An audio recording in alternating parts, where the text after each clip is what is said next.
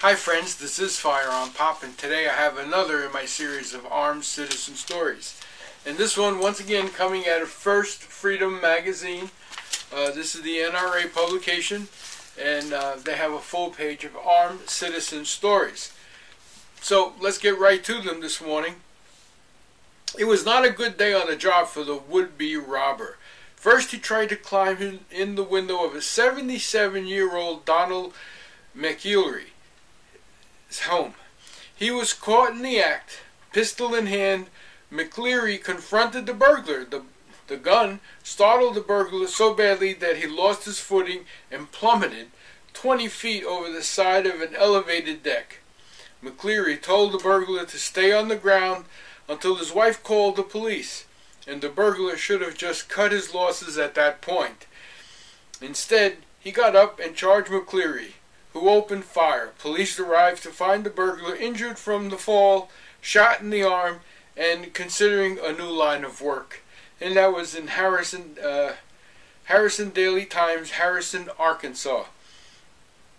Hard-working attorney Kurt Crowley was at his office late one evening when he heard a filing cabinet open and close.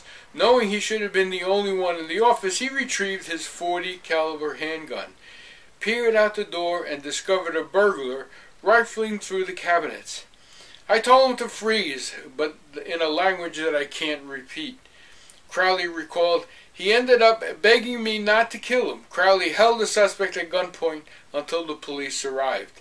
And that was in the Clarendon Ledger in Jackson, Mississippi. Give me your money or I'll kill you. When Dale Swallows heard those words uttered in the armed intruder accosting his son and his son's girlfriend, he knew he had to take immediate action.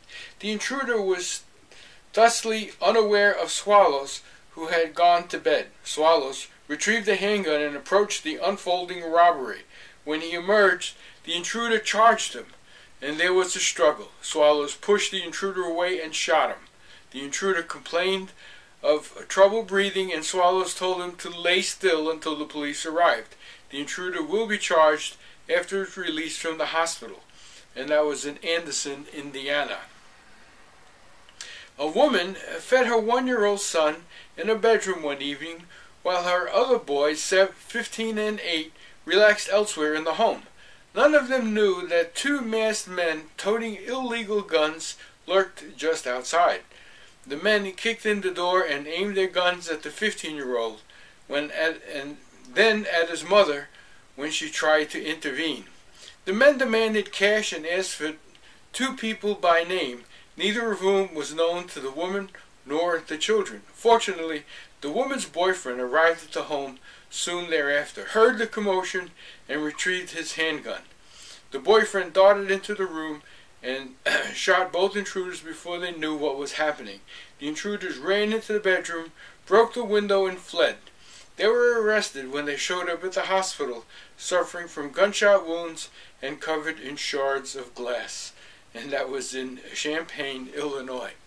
Dead giveaway, show up at the hospital with shards of glass and a couple of gunshot wounds.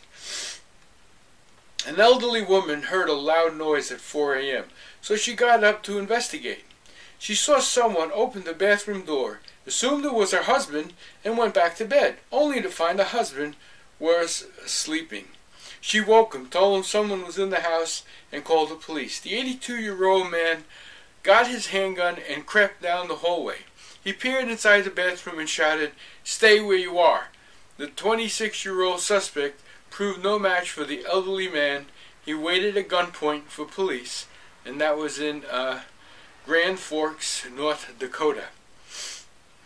Dave Whitney received a call from an alert neighbor informing him of an unknown vehicle parked in his driveway. He quickly returned home and discovered a carjacker sitting in his truck while a second man sat in the suspect's own vehicle. Whitney drew a handgun and attempted to detain the suspects. The suspect in Whitney's truck, however, jumped out and rejoined his accomplice. That's when the suspects went from being carjackers to something even more dastardly. They drove straight at Whitney in an attempt to run him over. Whitney fired several shots into the vehicle, disabling it. The shaken suspects were immediately compliant and waited for police to arrive. And that happened in Ferrara, Washington. With her 1- and 2-year-old daughters nearby, Elizabeth Easterly was working behind the counter of her grandfather's 24-hour food store when a man entered. He quickly began acting erratically. Easterly kept an eye on the man and checked on her daughters. The man interrupted, demanding money and grabbing the stroller that held Easterly's baby. He began to push the stroller out the door, but was halted by a shot from Easterly's gun. The suspect was killed. The baby was not injured. And that happened in Naples, Florida. Well, there you have it, another set of armed citizens that took the appropriate action. I don't have a problem with anything that I read here today. It was appropriate actions and saved their lives, and if not the lives of their families. So kudos to them. This is FirearmPop. Be safe out there, and God bless. Bye now.